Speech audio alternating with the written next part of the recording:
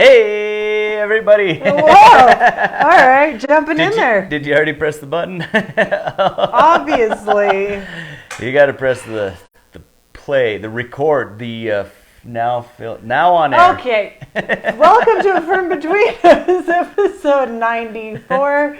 We're starting off, as usual, really professional. We are two of the four owners of E94 Winery. I'm Jesse. I'm Michelle, and today we are tasting Wine Club wines. We've got the Refosco and the E94. Yeah. But first, we're going to do a little check-in. Yeah, what else were we doing? Oh, well, check-in first. Okay, yeah. last... Check-in. It's like a baby that got dropped on its head. And you're like, something's not quite right. How do you know I didn't? Oh, Janie! No, not as a baby, as a person. It's yeah, you've definitely done that a lot. Kind of not, right? I mean, you've definitely got dropped on your head a bunch. Every time you go bike riding, mountain biking. That's a good point. No, that's scary. Okay, so we didn't do an episode last week, but we did post a blog about our 20-year anniversary and looking back, which is kind of fun to do. You know, like, whoa, 20 years is a long time. It feels like a flash, but at the same time, a significant portion of the middle of your life. Yeah, right? 20 years is like the entire first part of your life and the entire end part of your life. And then you got maybe two 20-year periods in the middle of your life, you know, kind of in a way, you know. Yeah. Something like that. So it's it's a big percentage of the life. Yeah. Yep. So we've done a big percentage of our lives doing this. Yes. And we will probably do at least another one. At least, right? I don't foresee us being able to hand it off to our children or have somebody buy it. We'd be able to if they wanted to, I'm sure. But if they don't want to. In 20 years? Or, you know, as soon as, you know, when they're ready and stuff. But I don't see not being involved no matter what happens for a while. Whoa. All your statements are shocking. Okay. So it was your birthday. Monday. Happy birthday, Guy. Yay. Thank you. We actually went down to Rio Chama Prime Steakhouse in Santa Fe. And it was fantastic. I highly recommend it. Everything we had was so wonderful. Beautiful little lunch. Had a good time. Had some steak. Had some oysters. Yeah. It was wonderful. Amazing desserts. It was great. Yeah. Really highly recommend, because I think a lot of people are trying to find places that are open for lunch. At least I always am. Yeah. My crew, you know, when ladies like to do lunch, yo. And Girls then just want to have lunch, as a wise man once said. No. All right. Now, you poured quite a bit of the Refosco. Oh, so I probably shouldn't. Here, I'll pour half of this to you. Oh, okay. I was going to say, or I could pour the E94 and we could switch. But okay. Yeah, that'll work. Let's do that. Okay. Let's do that. So we are still, and going to be until the end of June, doing our label contest. So we've already had an entry and are looking for more. It's going to be a lot of fun. Don't worry about, you know, like getting too out there with if your graphic design skills aren't perfect. We have people that can help with that. So getting the idea, the enthusiasm, it's our 20 year, it's exciting. What does Vivac look like to you? What is the, you know, celebration? The four of us, our experience. I don't know. It's also going to be on a nouveau style of wine, so something we've never done, and we're not planning to do every year. Maybe for celebrations sometimes. Yeah. So this is just a one-off label. Have fun. Have fun with it. And you can send in lots of them. If you want to send in 5, right? You can. Oh, good call. Yeah. It's just something that's going to be fun. It's going to be like a tiny little run, 30 cases. We're planning on selling out within the month of release. Most of that will be during the night of the big party. Yes. So anyway, Yep. Yeah, that'll be fun. Oh, it's gonna be so much fun. I can't wait. It's gonna be awesome. And another new wine that we are releasing. Well, I don't know that it'll actually get released this year. The Arendelle. I believe it will. It'll be coming at some point, but it's probably only going to be to wine club members or very limited beyond that. Very, very limited beyond that, because our wine club is to the size that it almost takes that entire lot. So we'll see. which I like. I like that, I mean, Yeah. every time I've been a part of a wine club, that was a big part of what I really specialty enjoyed. wine club Yes. member wines. Only, Yes, it kept right? me in the club longer because I wanted the specialty run that was being released. So, So yeah. So we'll have that. You'll get to try it either way, probably no matter who you are, because we're going to have a big party, right? Or Not the Arendelle. Oh, no, yeah, I'm sorry. I was thinking of the other one. Sorry. I went back to the other one. And I haven't seen that movie from earlier, by the way, even though everyone says I have. And evidently he got dropped on his head earlier today. Sorry. Okay, so let's go ahead and talk about the wines that we have, the Refosco and the Aglianico. 2 Italian varietals in this wine club release. Tell me. Refosco, these are perennially my favorite 2 wines, or amongst the top couple wines, top few wines. I always love them. This one seems like a slightly fresher version of Refosco. This is maybe one of my favorite Refoscos that we've made in quite a while. It was getting very dense, very I'm and just this liking is bright and light again. It's juicy and Yes. I think Really I had delicious. maybe a little too much oak a couple times. I don't know. Yeah. But to me, It was a little too smoky. we're back to nailing it. I mean, and this is like nuanced, you Yeah. know. It's not. I always love it. Yeah. I've always. I don't think we've had one that I don't like. I'm just saying. Right? Yeah. They're So, our favorites. We have tasted the Refosco and the Aglianico so many times over the lifespan here of the Fern. show. So I hate to just keep reiterating the same stuff. I kind of encourage you to go back. They're on YouTube. They're on our Facebook page. Yeah. And explore some of those if you want to hear some of the geeked out stuff. But instead, I was thinking, because it's 2 Italian wines being released at the same time to our wine club, that it might be more fun to talk about Italy in general. Ooh, okay. And, Italian wines. And what is it about Italian wines to you? Because we do make a lot of Italian varietals in an Italian style. Yep. So what is it that is so alluring to you? I feel lucky. I feel like, to me, Italian varietals are, they have embraced different varietals than the French have embraced. And the French wine styles are like your classics, just like the food, your classic, exactly as it should be at all times. And like, if you think red wine, what you're picturing in your mind is how the French make it. And if you're picturing a white wine, what you're picturing in your mind is exactly how the French make it. Basically, nothing wrong. Traditionally, for sure. Traditional, I love it.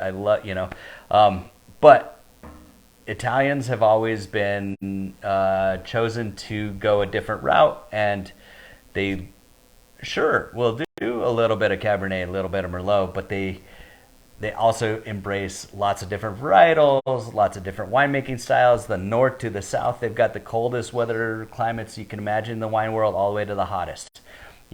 Sicily and, the southern. So they've got a huge range. Yeah. I love exploring the Italian wines and Italian wine varietals, especially. And we kind of do the same thing in New Mexico. This is a good example, too, of, from north of Venice, the Friuli region, and then down in the southern part of the state, the Aglianico, which is really interesting. And a note I do want to make, because everybody wants to talk about how Aglianico is traced back to be a Greek grape, but the most recent DNA says that it actually came from Italy, in fact. Cool. So I do want to try to start talking about that a little bit more. But yeah. right? You are so right. So, this is so juicy and fun. So to me, Italy is a lot like New Mexico in lots of ways. Like up here up north, we're as cold as it gets in the wine world, as extremely 6,000 difficult feet. as it gets to grow. Yeah. And Heroic southern New viticulture. Mexico can grow just about anything. They're super warm. They do cool off at night, unlike So southern amazing. Italy, which is much better for most wine grapes.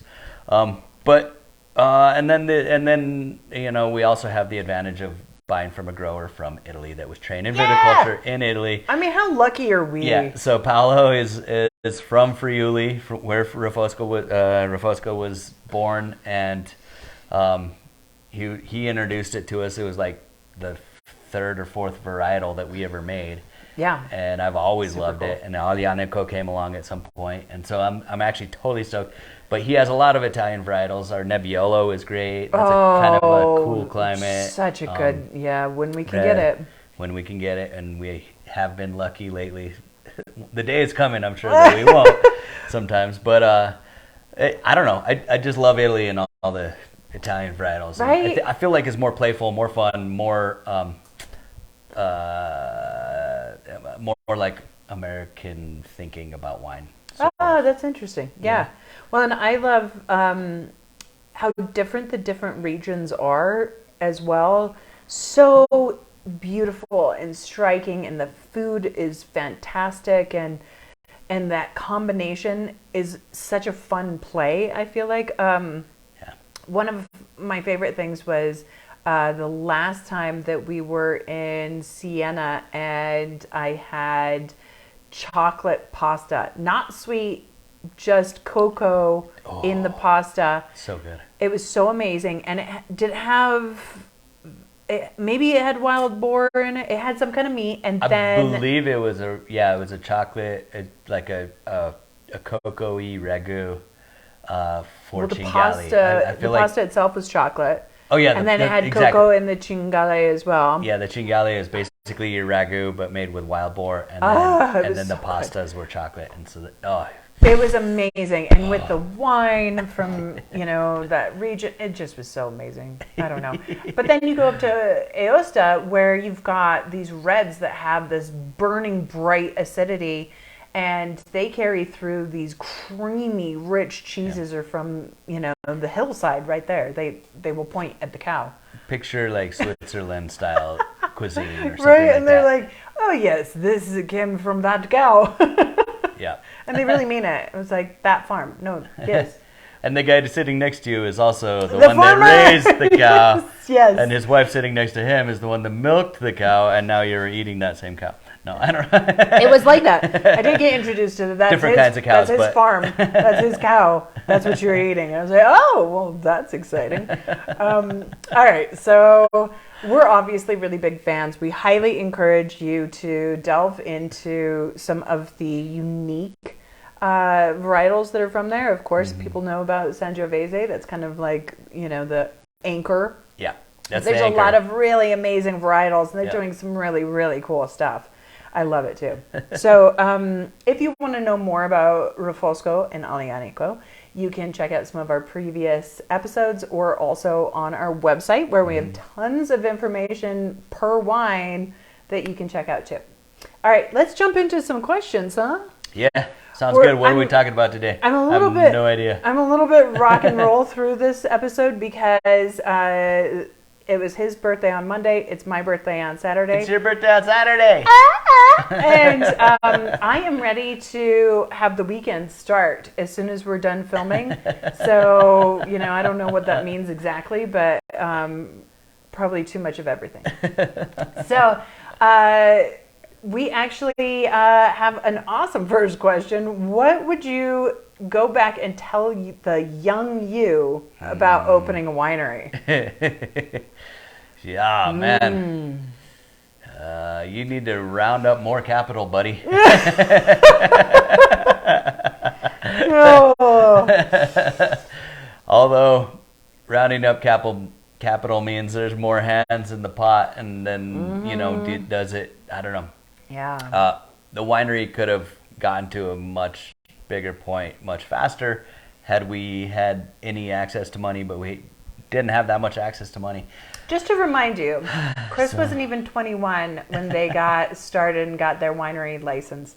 So, we're talking about really enthusiastic young people. Liliana and I joined the team in 2001, so that was just a few years after they had written down their mission statement. Right. And so we had a couple wines that were actually, we had made a bunch of batches, just trial batches as a non-licensed winemakers, and then we had one vintage of wine that was gonna be for sale whenever it was that we were to open. At that Everything point. took a little longer than we anticipated. Exactly. So we opened with 4 You guys wines. were in on ground zero.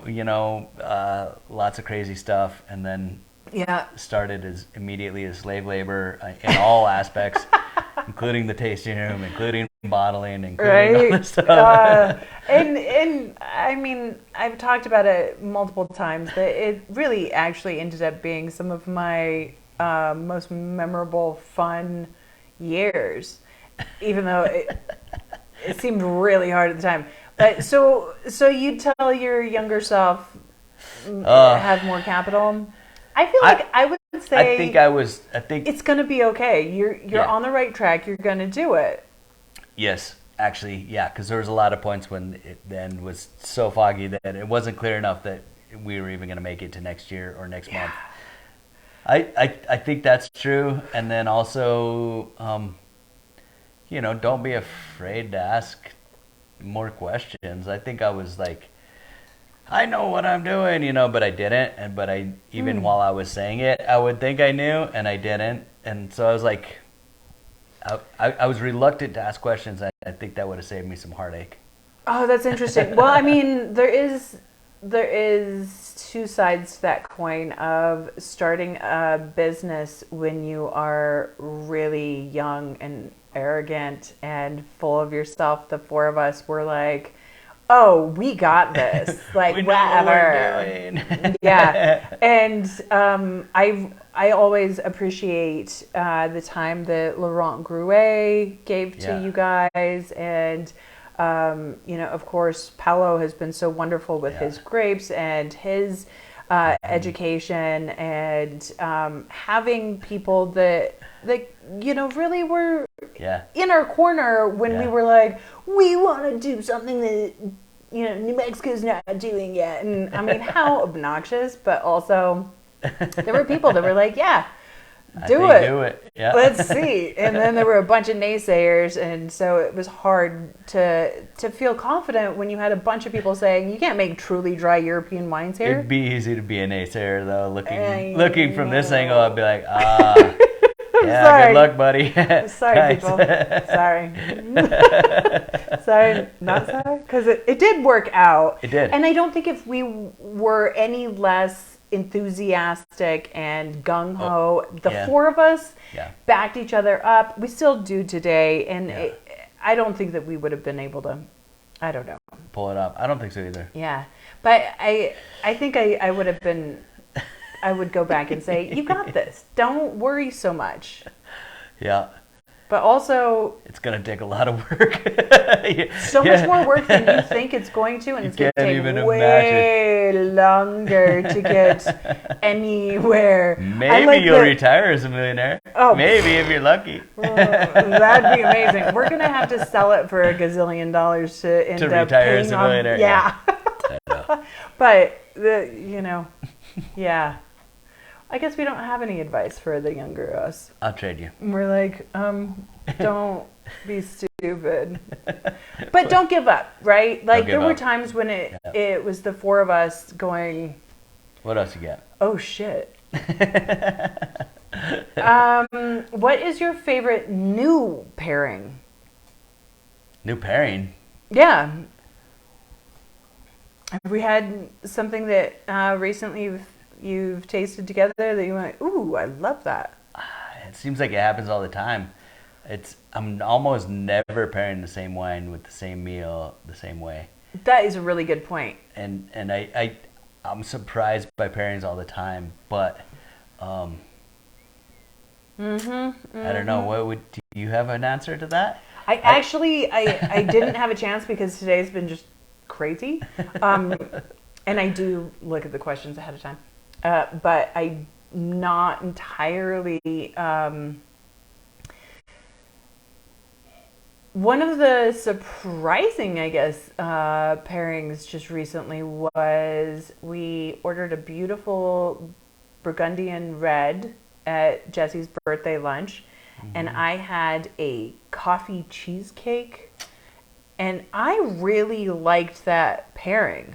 That's interesting. And that was really interesting to me. Not something that I would have normally leaned into, but... 'Cause that was a pretty rich, sweet because it had caramel on the top, kind of. A little bit, but I actually thought it was surprising how unsweet it was for a caramel drizzle over a coffee cheesecake. I just, and then the wine worked with it. I thought was really interesting. That was fun.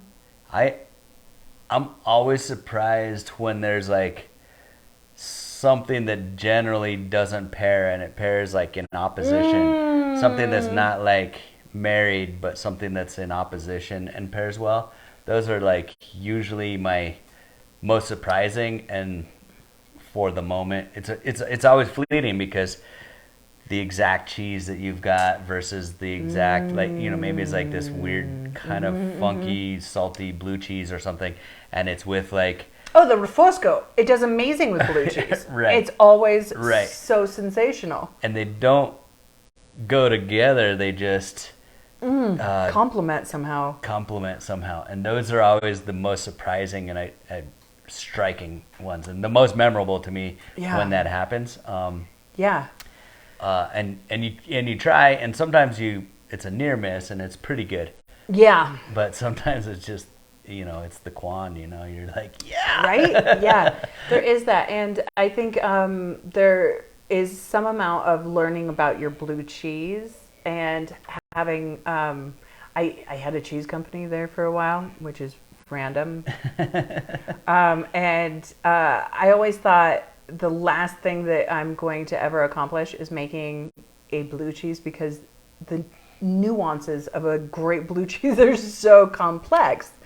Yeah. But when you're trying to pair it with a wine, often it's so overwhelming, it dominates the wine. And if you can get those really nice, creamy, a little bit on the milder side blue cheeses, they often are doing that as a crumble on a salad. That's usually what they're choosing. And then you have our Refosco. Oh, man, that's so good. With a little tart dry cranberry or something like that. Yeah, and you're just like, oh, it's so good. I feel like we're constantly tasting new things. We've actually had a really fun time doing this Riesling kind of tasting just recently of Rieslings from all the different states, and tasting those and then playing with a little, nosh here and there of how these things go. That has been really exciting and surprising and illuminating. So all of a sudden I'm like, right? Sometimes there's like a tart dried fruit where the wine is the sweeter, is even a dry wine is the sweeter component, and I love that. Mm-hmm. I also like it where the wine is the sour, this sour non-fruity thing, and then you get like this fruit layer from usually a juicier fruit, but maybe not, and that comes in, and you're just like, oh, and it's I don't know. Yeah, well, and I also think that it's interesting to play with Riesling with meat, because people don't think of it as a meat wine, but it's phenomenal with bacon, so that's really great. And having it, if you're being more delicate with the sauces, the spices and things, it's actually really interesting. I don't know. So I don't feel like we really gave you any. There's a handful of ideas, but not any exact answers. Sorry. We're not answering any of the questions tonight. The last question is, why don't we ever get to see you guys at the tasting room? That was my favorite part when you first opened. We hear this all the time. You are not the only person to ask us this. It is a lot of work to own and run a winery. All those movies, they're liars. Right. They're also like big old wineries. And like, we're a tiny little winery, and it's still so many jobs. The business part is so much bigger than we can barely handle.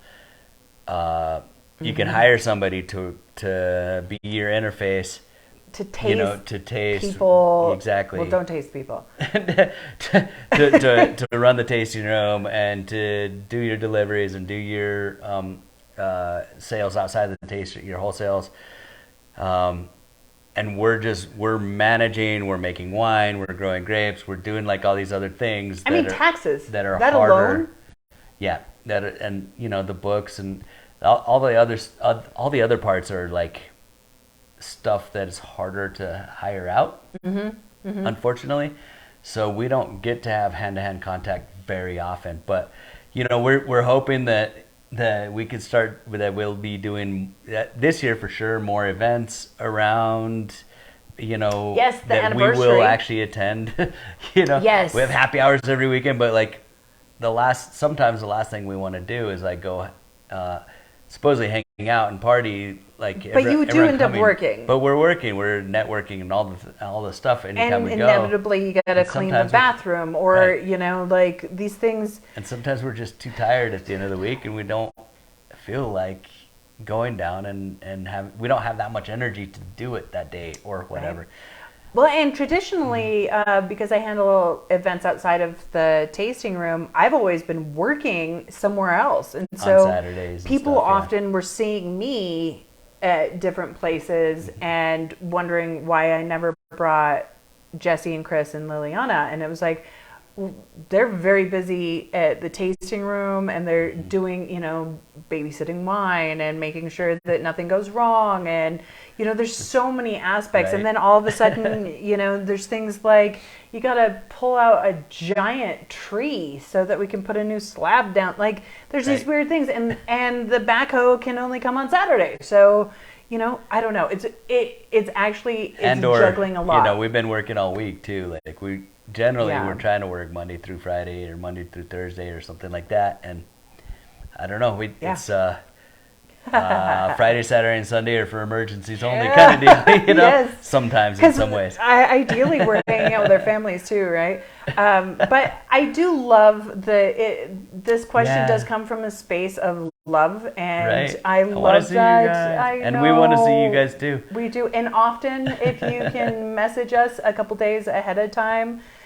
Sometimes we can figure out a way to get free and at least come over and give you a hug, say hi, something like that. And sometimes, like, we are there, we're just in the office. It's not we hide. It's no longer my job to, like, pour every shot for every person. But we did do that in the beginning. We took turns where exactly. We all worked, the four of us worked days in the tasting room, and we poured and we did everything we possibly could. But often I'm somewhere on the property, sometimes just right in the next room, and we just don't, I didn't know you were there and you didn't know I was there. Right. So you can always ask and I'm happy to come out and meet you all. Yeah, right. If I'm there. Right. So we have no advice. We didn't tell you anything about the wines. And you'll never get to meet us. No, that's horrible. Oh, what a fun episode. Yay! This was great. Yeah. All right. We are going to plan events. We are all four going to be at these events. Please do keep tabs on our social media so that you know when they're coming up. We're going to do some pop-ups here and there and also bigger plans that you have some advance notice on. But make sure to stay tuned. We love you guys. Thank you so much. Every time you buy a bottle, we plant a tree. Don't forget. And we will not see you next week because I'm going to be out of town. It'll be another blog week. But the week after that, let's see if we can get Jesse in the kitchen. Ah, If you want to see it, no, you not yet. can Not tell yet. us. Sometime soon, though. Sometime soon. Cheers, you guys.